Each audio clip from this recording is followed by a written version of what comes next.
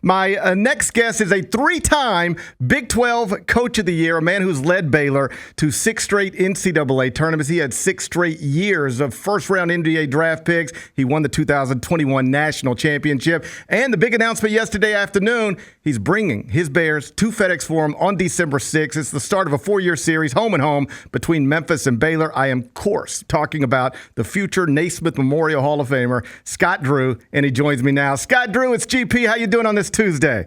Man, I'm doing great. How are you doing? How are the Mets doing? That's my question. It's been a little up and down. Our starting pitching got banged up, but, we had a successful series against the Yankees this weekend, and we'll see how it goes from here. But you know what? I'm not going to complain when we're in playoff contention in this moment because I spent years complaining when we were nowhere close to this. So everything's good. How's Texas treating you these days? Good. You know, we've had a lot of rain and obviously heartbreak with the floods. But one thing that's great about the USA and state of Texas, everybody rallies and helps support. And it's been great seeing the outcry and support they've been given the people affected by the flood. Scott, I apologize because I don't know, but how far is that place where this tragedy happened? How far is it from Waco? I would think 3 hours or so. I've never been there, but obviously with the news and social media, everything becomes a lot more real to all of us nowadays. It really does. And I talked about this a little bit yesterday, and I promise we'll get to basketball in a second. But like my little guys just went to a camp exactly like this like 2 weeks ago, and they went with their little friends, and they were sleeping in cabins. And I just cannot wrap my head around the idea of waking up 30 feet of water, and these parents will never see their kids again. I don't mean to make it a down note, but my thoughts in like everything has been with you guys in the state of Texas because it's been just a devastating and heartbreaking thing to watch. Period. New paragraph. Let's talk basketball. Memphis-Baylor 4-year series, home and home, starting at FedExForum. Walk me through it. How does this happen? Well, you called and said, I can get some rendezvous, we can get some a good meal, and then we can play a game. Fans will like it. But at the end of the day, the one great thing about the NCAA and the way scheduling works is you don't get penalized for playing quality opponents in the non-conference, and you can only benefit, obviously, for the team that wins. So it allows teams to play a more aggressive non-conference schedule. And as you know, Memphis has had a very successful program, and it's a game that hopefully will make both of us better. You know, I just sort of ran through where you have taken your program in recent years for non-league road games. And it's like Gonzaga, UConn, Michigan State in Detroit, at Marquette. I know you get asked a million different times in offseason to bring the Baylor Bears to this campus or that. You turn down most of these opportunities. What is it about Memphis that made sense for you? Well, I think the tradition of winning, and obviously Penny's done a great job with the program. It's a great environment for us to get ready for Big 12 play. So the non-conference schedule for us is what games give us an opportunity to get prepared for Big 12 play, and you got to have great opponents, great atmospheres. We get that going to Memphis, and at the same time we get to just see what we have to improve and get ready and get better at come season time. And as you know, what makes a great program is great players, and both of our programs have had great players. We just finished with VJ getting drafted 3rd. That's the 5th straight year now we've had a top 19 pick, the only program in the country to do that. So I figured this thing out a long time ago. The better the players, the better the coach. So we've been blessed to have some good ones. You certainly have, and we'll circle back to that in a moment. On Memphis, you mentioned the rendezvous earlier, so I know you've been here. We spent time together. We went to the rendezvous one night when you were here, I think working a camp of some sort, and it was the year that you were recruiting Joe Jackson, so you flew into Memphis, and we spent time together. But outside of that, how much time have you spent in Memphis? How familiar are you with the city? Well, we were in the NCAA tournament. That's right. So, yeah, I mean, and at the end of the day, coaches know cities that love basketball. There was a Nike event not too long ago there, and people are always so hospitable, but they appreciate and love good basketball. And as a basketball coach, you love that. Let's talk about that national championship team for a second, because that really took your program to another level. Whatever questions anybody would ask, they stop asking them once you're holding the trophy. It was such an interesting season because it was the COVID season. It was after the 2020 NCAA tournament was canceled. So we end up playing in empty arenas and barely filled arenas and fake fans and all of that.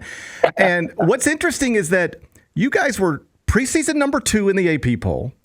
You started the season, I think you were 27-2 heading into the national championship game, and yet everybody just sort of chalked it up as this is Gonzaga's year because they were preseason number 1 and undefeated going into the national championship game. What do you remember about that night? It's a Monday night. We're in Indianapolis. It's a weird setting, and you just jumped on them. What do you remember about that game or that after that game or the moment that you realized I'm really going to be introduced for the rest of my life as a national championship winning coach? Well, I can tell you earlier in the year, we were supposed to play Gonzaga in Indianapolis. And at that time, they were 1 and we were 2. It was a CBS game. And that morning, one of the Gonzaga players had COVID and the game got canceled. And I was joking with Coach Few because we were staying in the same hotel. We could just meet on the 7th floor in the ballroom, set up some baskets, and get this thing done right here. But amazing that we didn't play in December in Indianapolis, 1 versus 2. It ended up, God worked it out for us to do it at the end of the year. And that game going into it, I mean, you think about back to Indiana, in 76, the last team to be undefeated. And obviously that Gonzaga team was tremendous. But that was one of those games that we were excited to play in December. We had to wait to the end of the year.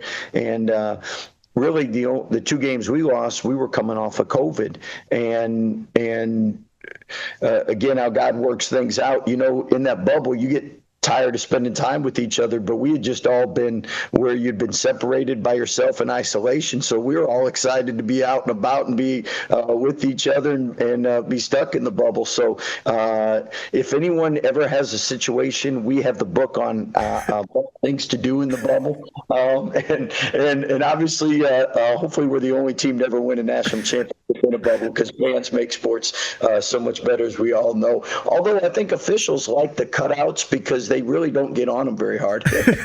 Well, let's hope, just for the sake of hope, that nobody ever has to figure out how to, make good time in a bubble again. Let's hope we never find ourselves in a bubble again. You mentioned that game you guys were supposed to play with Gonzaga in December. It gets canceled, if I remember correctly, like not long before tip-off. Like I remember you were on CBS talking to like Bill Rafferty or somebody.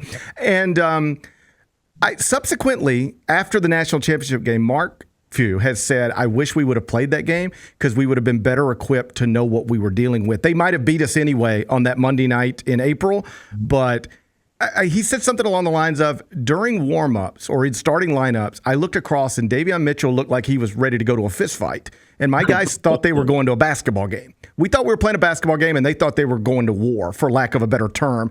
What did you see in your guys that night that they were clearly the more ready and just capable team? Well, I think it starts with, like you said, going in the season 1 versus 2. So 2's always excited to have a chance to play against number 1.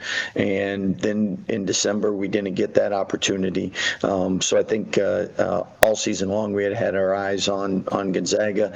And obviously, no one was able to beat them all year long. So we were excited for that opportunity. But at the same time, that was a real special team at Baylor. And the year before, we had won 23 in a row and were set to be number 1 seed for the first time in school's history when everything got shut down with COVID. So those guys have been through adversity, been through great success, but then great sorrow not having a chance to to be a number one seed for the first time. And then all season long going through and being unbeaten until the whole team basically was out. And after that, we were rested, ready to go, and got the rust off, and we're focused, fired up. And at the end of the day, as you know, when you make shots, things happen a little bit easier on the defensive end. We made shots. The defense was quick, and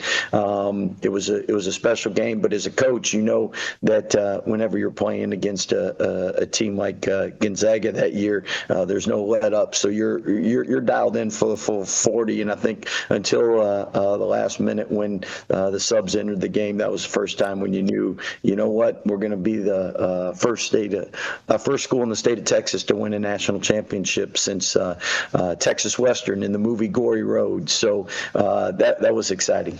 So you win the national championship. Subsequently, you are eventually a candidate at a place like Kentucky. This is the blue bloods of blue bloods. You pass on that opportunity. You're a candidate at a place like Louisville. That's about as good as it gets. You pass on that opportunity, and you now find yourself running one of the more consistently successful basketball programs in the sport. And you do it, and I think most people understand this, but I know we have younger listeners and younger watchers who, they know Baylor is one of the best programs in the country right now. They know Scott Drew's a future Hall of Famer, but they don't know the whole story. Where you came from, what you took over, how it got going initially. For people who don't know, you took over a program that was engulfed in scandal, perhaps the biggest scandal in the history of men's basketball as it pertains to what we're talking about. There's NCAA punishments coming down. 1 year, you're not even allowed to play a full schedule. It's traditionally a hard power conference job.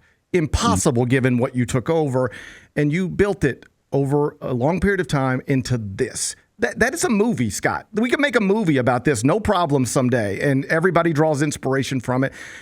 Are you in a place in your life where you're capable of appreciating that, or is it too in the moment you can't get caught up in looking at everything you've accomplished and because there's always a next challenge? How do you balance all of that stuff? Great question. First, it's a we because, as you know, in sports, it's a we to win. So from the administration, fans, community, school, and then obviously the players all buying in and putting the team first. What you do though in sports is, you know, it's like shaving. My dad always said, you miss a day, you look like a bum. So with us, it's on to the next. And if you're not recruiting, if you're not helping your team develop and get ready for the next season, and that's the great thing is in sports, you're only as good as your last game. So you're focused and prepared for that. With that, one thing that is great being at a place for an extended amount of time, and Coach Izzo's the longest tenured at a Power 4 school at 30 years. And then Coach Self and myself have been blessed to be at Baylor in Kansas for 22 years.